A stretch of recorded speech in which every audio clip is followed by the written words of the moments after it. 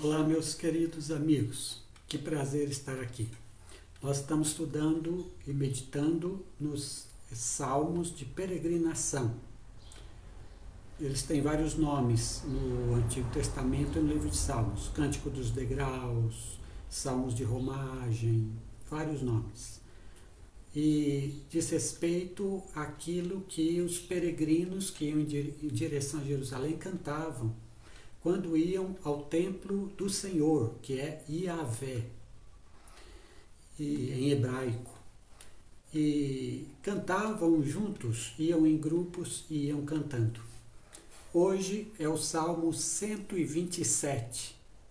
Nas versões católicas, o número é 126. E que diz assim, mas antes, no texto hebraico, diz que é um cântico de Salomão, do rei Salomão. E isso é interessante, aqui estão vários cânticos, alguns de pessoas anônimas, outros de pessoas importantes, como o rei Davi, como o rei Salomão. Estão todos aqui juntos para celebrar a Deus e para glorificar o nome de Yahvé. Salmo 127. Se o Senhor não edificar a casa, em vão trabalham os que a edificam. Se o Senhor não guardar a cidade, em vão vigia a sentinela. Inútil vos será levantar de madrugada, repousar tarde, comer o pão de dores. Pois ele supre aos seus amados enquanto dormem. Eis que os filhos são herança da parte do Senhor, e o fruto do ventre o seu galardão. Como flechas na mão do homem valente, assim são os filhos da mocidade. Bem-aventurado o homem que enche deles a sua aljava. Não serão confundidos quando falarem com seus inimigos à porta. Salmo 127 fala de um peregrino que pensa na construção da sua vida, na construção da sua família, na construção de seus filhos. Então, essa ideia da construção nós já temos no verso 1. Se o Senhor não edificar a casa, construir a casa, em vão trabalham os que a edificam.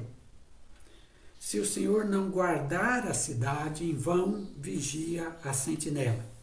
Nos versículos 1 e 2, portanto, o peregrino nos fala que Yahvé trabalha pelo sustento de uma família, de uma casa, de uma cidade, de um grupo. Principalmente o grupo familiar, que é o menor dos grupos e o mais importante de todos eles. Yahvé trabalha em favor deste grupo. O verso de número 1 diz que é inútil viver sem Yahvé. Se o Senhor não edificar a casa, em vão trabalham os que edificam. É inútil uma vida que não tenha o Senhor Deus e Yahvé como base de vida, como o Senhor da vida, como aquele a quem desejamos agradar, como aquele por quem vivamos. O trabalho humano de viver, de buscar o sustento, de desfrutar desse sustento que se conseguiu, de tudo que fazemos, desse trabalhar humano que é a nossa vida, sem Deus ele fica sem sentido, ele cai num vazio, ele termina e não define alguma coisa que seja boa para a nossa vida. Diz ele que é em vão trabalhar sem ter Yahvé como edificador da vida, como aquele que está organizando a vida da gente, como aquele que está orientando a forma como cada um de nós deve viver. É inútil, é inútil. Usando um outro texto deste mesmo autor, Salomão, é correr atrás do vento. Ou seja, correr atrás do vento não leva a nada, não me faz crescer, não me faz constituir uma família, um grupo, no qual haja realmente o verdadeiro sentido da vida, na qual possamos viver por coisas boas, por coisas que valham a pena. Sem Yahvé, isso não é possível, diz o texto. Verso 2. Inútil vos será levantar de madrugada, repousar tarde, comer o pão de dores, pois ele supre aos seus amados enquanto dorme. A pessoa aqui pode se tornar aquilo que é chamado workaholic, ou seja, o trabalhador contumaz, o viciado em trabalho. Levanta muito cedo para trabalhar, dorme muito tarde porque está trabalhando, passa grande parte do dia trabalhando, se esquece até de outras coisas, se esquece da família, se esquece de um lazer, não dá importância aos outros e concentra tudo no trabalho, porque ele quer preencher algum vazio, ou ele quer enriquecer, ou ele quer ter uma vida em ótimas condições, ou ele quer ser famoso. Então, coloca tudo no trabalho. A pessoa pode até ser um workaholic, mas se ela viver para o trabalho, ela não vai conseguir desfrutar sua vida. Nem vai conseguir seus intentos, que ela mesma quer, e nem vai ter uma vida digna. Aqui diz que enquanto os amados de Deus dormem, Deus, Yahvé, está trabalhando em favor deles. Ou seja, está suprindo o necessário para a vida até enquanto eles dormem. Aqui eu quero dizer duas coisas. Primeiro, o peregrino aqui não está dizendo que devemos ser preguiçosos, viver dormindo, não trabalhar. Não, nada disso. Esses amados, eles também trabalham, eles também desenvolvem suas vidas. Só que eles entendem que a sua vida não é sustentada pelo trabalho em si, mas é sustentada por Deus. Estas pessoas aqui, abençoadas, elas têm uma relação de confiança com Deus. Elas confiam no Deus que cuida delas. Então, elas vão trabalhar, elas vão se empenhar ao máximo no que fazem, serão bons cidadãos, bons pais de família, bons filhos, ótimo. Serão tudo isso, mas a confiança delas ainda não estará no que elas podem fazer. A confiança delas está em um Deus que as abençoa, que as ajuda e com a qual elas se comunicam. Com esse Deus, estas pessoas têm um relacionamento.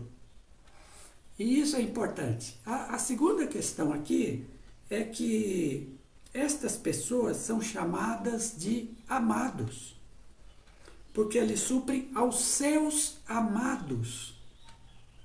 Então veja, considerar essas pessoas amadas é algo do próprio Deus. Deus considera estas pessoas seus amados. Há pessoas no mundo que têm um relacionamento com Deus, um relacionamento de família, numa relação pai-filho, filho-mãe. Há pessoas assim que Deus ama muito. São chamados os amados de Deus nesse texto. São pessoas com as quais Deus está num relacionamento filial, paternal, de pai e filho, de mãe e filho. É nesse relacionamento que Deus está com estas pessoas. Estas pessoas, elas são supridas por Deus suas necessidades, até mesmo quando estão dormindo. Até mesmo. Isso quer dizer o seguinte, que a vida dessas pessoas não apenas é dirigida por Deus, a vida dessas pessoas é suprida em todos os aspectos por Deus. Porque Deus as ama, Deus dá tudo o que eles têm necessidade. Porque Deus as ama, Deus também dá correções quando for o caso para o bem delas. Porque Deus as ama, Deus dá todo o bem que Deus pode fazer. Assim, podemos dizer, todas as coisas concorrem para o bem daqueles que amam a Deus. Esse é o lado daqueles que amam a Deus. O texto do Salmo 127 está dizendo daqueles que Deus ama, os amados de Deus. Portanto, Deus cuida bem, e muito bem, daqueles que Ele chama de seus amados, daqueles que têm uma relação de amor com Ele, daqueles que fazem tudo na vida por Ele, porque o amam. Porque o amam. Nos versos 3 a 5, o peregrino nos fala que Yahvé trabalha pela descendência. Primeiro, Yahvé trabalha pela família, pelo sustento, por prover tudo o que eles precisam. No 3 a 5 fala dos filhos. Yahvé também dá descendência, filhos, para os seus amados. E nós estamos aqui em uma época em que ter filhos era algo muito importante. Muito importante. Uma pessoa que não tivesse filhos naquela época se consideraria amaldiçoada. E o que tivesse muitos filhos, muito abençoado. Muito abençoado. Então, filhos sempre foram, naquela época, e hoje também, bênçãos muito, muito importantes para a vida de cada ser humano. Ao conceder filhos, Deus dá herança. Eis que os filhos são herança da parte do Senhor. E o fruto do ventre, o seu galardão, a sua boa vontade. Então, conceder filhos é uma ação de Deus. Deus dá filhos. E é também uma ação humana, o fruto do ventre. É pai e mãe que geram filhos. Ou seja, como sempre na Bíblia, a ação de Deus e a ação humana estão sempre ligadas, sempre juntas. Deus dá filhos, mas Deus dá filhos pela geração humana normal. E quando o normal ocorre, a geração humana, Deus está abençoando com filhos. Filhos, portanto, são vistos como herança, como galardão, não como algo ruim. Não como algo que, uma carga que o homem tem que levar. Não, filhos são vistos como bênçãos da parte de Deus, para trazer alegria, para trazer paz, para trazer muita coisa boa dentro da vida das pessoas. Filhos são mais importantes do que dinheiro, bens ou qualquer outra coisa que alguém consiga. Filhos são mais importantes. Filhos são. Os versos 4 e 5 diz, aí usa uma figura daquela época. A figura é duas figuras. A primeira figura é do arqueiro. Naquela época existiam guerras que eram feitas na base de espada e arco e flecha, né? Então, o que eram os arqueiros? Aquele que empunhava o seu arco e com a flecha acertava o inimigo. Nas guerras, era a sua arma para sobreviver e para vencer o inimigo. Isso era comum. Então, aqui os filhos são comparados com as flechas de um arqueiro que acertam o alvo. Ou seja, os filhos, eles fazem um bem tão grande, mas eles precisam ser educados. Eles precisam ser orientados para que se tornem o quê? Flechas que um homem atira e que alcança o alvo. Então, filhos são educados para que alcancem os alvos deles, não os alvos dos pais. Os alvos dos pais devem ser feitos pelos próprios pais, mas alcancem o alvo deles, consigam chegar lá, onde eles vivem. Isso significa que os pais educam filhos para que os filhos tenham alvos bons, alvos honestos, alvos corretos e alcancem esses alvos. É para isto que os pais devem educar, instruir seus filhos, para que eles consigam o melhor, para que eles façam o melhor, mas isso depende também da educação que os pais dão a seus filhos. Por isso, filhos são como flechas na mão do valente, do guerreiro valente, porque são orientados para alcançarem seus alvos bons. E a segunda figura, no verso 5, é o seguinte: quando alguém tinha alguma demanda com outra pessoa, algum problema, alguma coisa a resolver, esses dois iam para a porta da cidade, e na porta da cidade os anciãos, ou seja, os homens mais velhos da comunidade, que funcionavam como juízes, esses homens ouviam o caso dos dois e davam o seu veredito, diziam quem estava certo, quem está errado, e determinavam ali o que era justo de acontecer.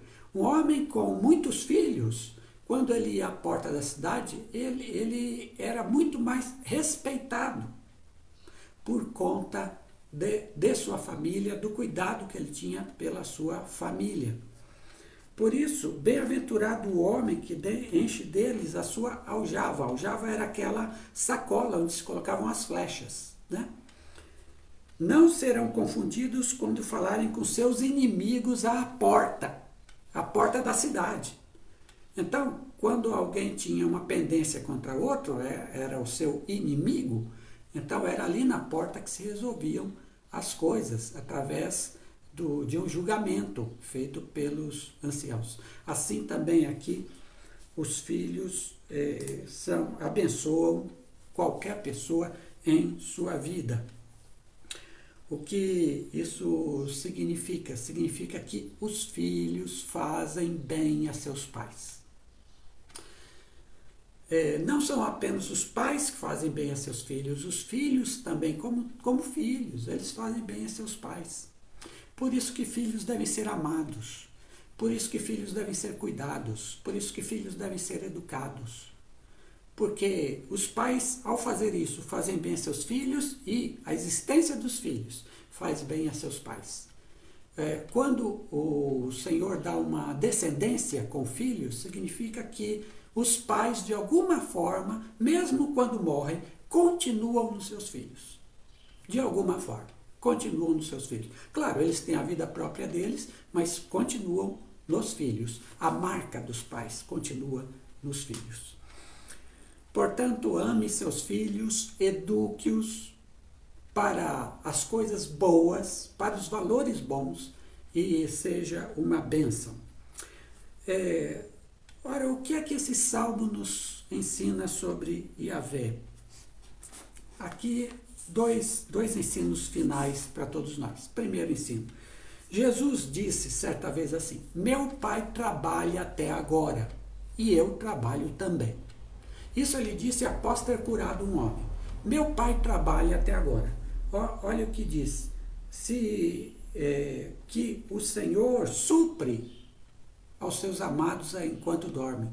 Ou seja, Deus trabalha em favor daqueles que Ele ama. Deus trabalha. Deus é um Deus trabalhador. Ele está cuidando destas pessoas que Ele ama. Ele cuida de todos, da terra toda, mas há alguns com quem ele tem um relacionamento de amor. E são os amados dele. E desses Ele cuida. Desses Ele cuida com amor. Deus é um Deus trabalhador. Ele trabalha em prol dos que amam até enquanto eles dormem. Eles dormem. Yahvé não. Yahvé nunca dorme. Yahvé sempre cuida dos seus.